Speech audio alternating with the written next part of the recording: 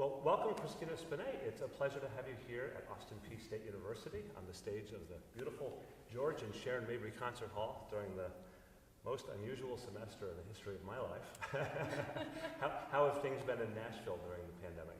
Well, I don't leave the house much, so I'm a very hermited composer now. I understand. And we're really appreciative of your willingness to come up and hear the work that we've been putting into this piece. So you were trained in Juilliard, correct? At Juilliard? I went to Juilliard for undergrad, master's, and pre-college for 2 years. Oh, fantastic. So I was a lifer. And I know you studied with Christopher Rouse. Mm-hmm. Yeah, I studied with Christopher Rouse. Yeah. And we've talked a little bit as you were sort of looking at creating the first band works about some of the other students that you went to school with that have become known in the wind world. Right. I went to school with, well, actually, he was in the computer lab, Steve Bryant, whose work I just have loved delving into, and I studied so many of his scores in preparation for this. Who else did I go to school with? So that would have been, was Eric Whitaker probably a little bit before? He was before. I wasn't in school with him. Okay. Yeah. Well, Steve's been a huge name in the band world, Ecstatic Waters and these sorts of things. Oh, and then my pre-college teacher was Erica Wazen. Oh, okay. Who was huge in the brass. Absolutely. Yeah. For sure. And so I had the good fortune of getting to know you and your music 2015, 2016? Exactly. When did you move to the Nashville area? I moved here 2014 in the fall, okay. like late in the fall. Yeah, and so you ended up actually orchestrating or reorchestrating a piece for larger orchestra called Strut, and you arranged that for our faculty-based chamber orchestra, the Gateway Chamber Orchestra. And as a result of that experience, I can remember talking with students in the conducting class the next day, and their eyes just got all lit up. And I thought the piece was so magical. And so the idea of having you rework that for Winds. And that was your first opportunity to write or to arrange a piece for Winds. Absolutely. That was the biggest combination of brass and winds that I had ever written for outside of just an orchestra piece. So it was a little scary at first. Sure. Approaching it from, I've always written for strings with winds and brass. Always. I think I did one wind quintet piece, I don't know, when I was in college still. It was a long time that I hadn't had strings or piano, just piano or something else to rely on. Right. So it was interesting. Yeah. Well, so the experiences of actually hearing it for the first time, because one of the things that was really very informative for me was having the commission work in a way where you wrote it, we prepared it, and then you came in and listened to it, and as your first work for Winds, decided to make a few adjustments. Right. What was that experience like? What were some things that you noticed? Do you remember? Well, yeah, I do, because I had already had it in my head. I had already had the sound of the orchestra in my head. So I think arranging it for Winds, I was trying to match what I was hearing for strings, maybe, and not thinking of them as independent kind of entities, which then coming into rehearsal and hearing it, I'm like, oh, those horns could do so much more than what I wrote for them. Sure. Or the trumpets, I could write them in a completely different way, and I should make these parts harder. I shouldn't rely on it like a normal orchestra piece. So I think I changed the complexity of what the instruments were capable of doing that way. Yeah. I had to think of it differently, that these brass players are just as capable as string players. Absolutely, yeah. Playing these lines, and that was the biggest adjustment for me because I wasn't used to thinking. Well, and I can remember talking on the phone, and you were talking about sort of hearing what the lyrical potential was with this collection, and sort of how the piece changed. It really became based on the original Strut, but it was really a new work.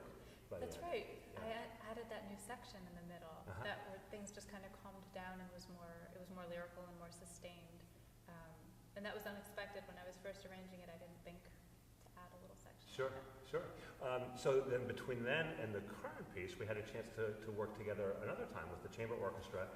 We were fortunate, SICA, the Center of Excellence for the Creative Arts, brought in Boris Alekverdian, principal clarinet with LA Phil. And so on this stage we got to do, I guess it was the second performances of the clarinet concerto with Boris playing, which was just a phenomenal experience. Really interesting work based on a lot of dance rhythms.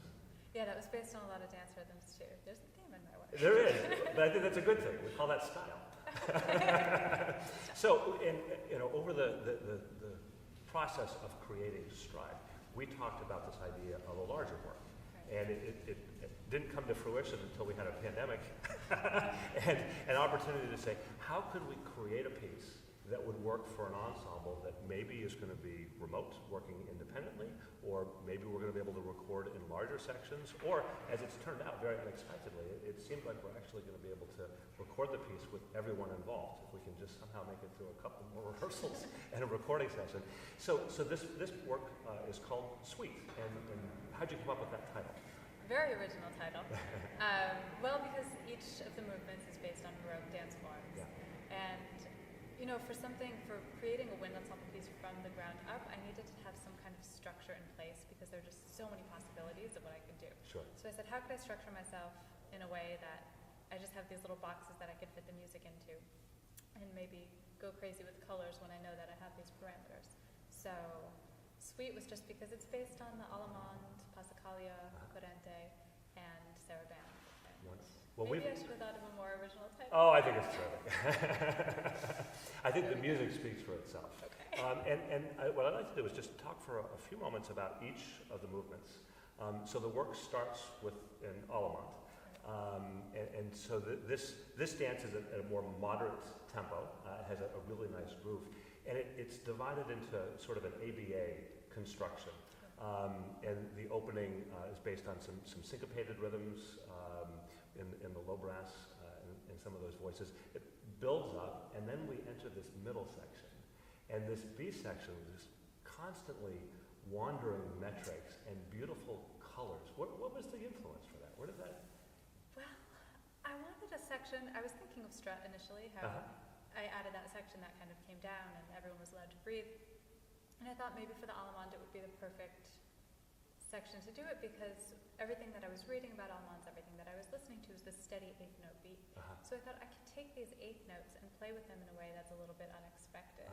And you hear the eighth notes throughout, the beat never stops, but it feels like it opens up and it feels like it kind of breathes, even though it's still going. It's always going. Well, it's in that first moment when the students sort of come to terms with the idea of the eighth note is constant, but the big beat pulse is changing. And so this figure where it starts from, I can't remember if it starts with lower neighbor, upper neighbor sort of situation, and then as a result of a grouping of three, it reverses. And we get sort of readjusted to that, and then it reverses again. But the beautiful colors that are layered over it, and I think the percussion writing in particular is really quite creative. Thank you. Yeah. Thank you. And so after the Allemandes, we go into a Passacaglia. Yes, and the Passacaglia was actually the first section that I sketched out when I approached this piece. Interesting. I thought it would be the easiest entry point because the bass repeats, it's in 6/8, there are all these things that I know already, and so the fewer unknowns when I'm approaching a totally new work is the best entry point for me. And I knew it was going to be a short movement too because I wanted it to be more of this bridge between two movements and it's like a standalone movement on its own. And I think it's the simplest. There's not that much that goes on harmonically. I wanted to make it simple but like use the beautiful colors of the wind ensemble. Well, and I think that is the thing about that movement that is so striking, is that the colors are really breathtaking. And it's colors having to do with combinations of instruments, again, colorful percussion, but also the way that you use shifting colors moving to different sections, but also the way that you're having some of those colors sort of come out with these little hairpins. I think of when the trumpets come partway through, where it's just a lovely shift. And so not a complex movement, but really, I would say it's a very virtuosic exercise in bandstration. I think. And then that brings us to the Corrente. Yes. And I would imagine that a lot of people are familiar with the courant, and maybe Corrente is a newer term for them. Where did that come from? Well, when I was doing research about the courant and the Corrente, I saw that it said the Corrente was in 6/8 in a faster version of the courant. So I thought, okay, well, I need a faster section. I'm going to go with this, and let's see how it works. Yeah. And instead of just having it 6/8, I kind of spliced up different metrics. You did. I wanted it to feel buoyant and like it was always moving, and I didn't want it to get settled into this rhythm. So there's a lot of 5/8. Yeah, and so the Italian version of the courant, because we had a little conversation about this with the students back before we first read it. There's a fairly almost ambiguous changing between groups of 3 and groups of 2. And that has turned out to be a wonderful challenge for the ensemble. And the conductor. No, this is I think, a terrific thing. In fact, there was a stretch of this near the end that I know you sort of wrestled with. Should this be in 6/8 or should it be in 3/4? And in fact, I was having a very difficult time getting us all through it effectively. And as an ensemble, we talked about it and said, well, what if we did 6/8 for a little bit longer? Thank you for being so open to doing that. Of course, But I think that's one of the things that's so interesting about it is you have, at numerous times, you have this equal presence of 6/8 and 3/4 at the same time, where it really could be done in either metric. Somebody's going to have to figure out how to fit in within the other, and it's incredibly charming. Another thing that, and I mentioned this when I first looked at the score, is typically when we deal with mixed meter, when we get into 5/8, it's usually the bass pulse has been like 2/4, and then the unusual grouping is the grouping that extends the beats. So unka, unka, unka, unka, unka.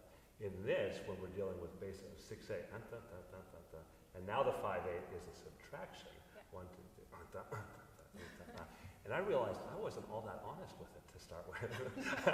I was afraid of compressing it too much, and was actually ending up making it more difficult for the students. I was slow.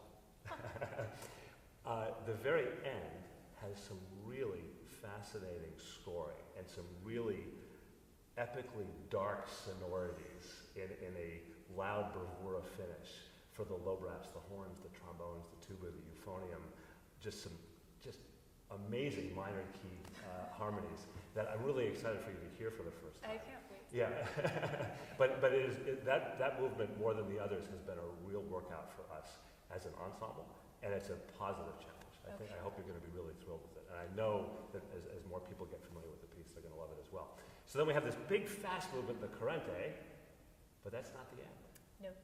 What do we have left? Then there's the saraband, There and is. that I think was the most, well, beside the Pascalia, I kept pretty strict. I mean, I didn't write it in 3/2, it's in 3/4 instead, but... Unless it's in 4/4 or 5/4. Well, it changes a little, I guess.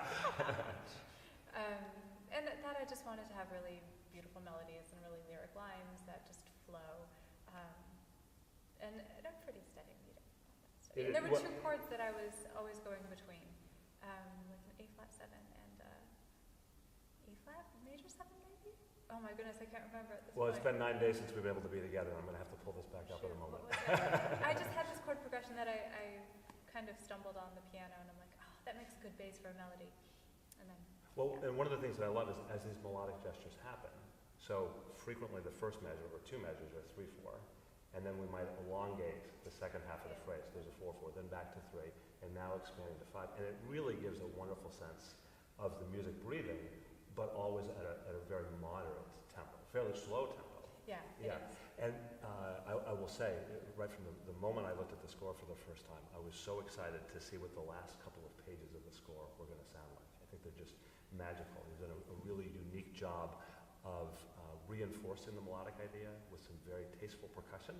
All right. And in fact, the way that the last two chords, we have the arrival, comes down, and we just hear the glockenspiel over the top of it, and then that last chord rings. And I think it's just a magical ending to a terrific new piece.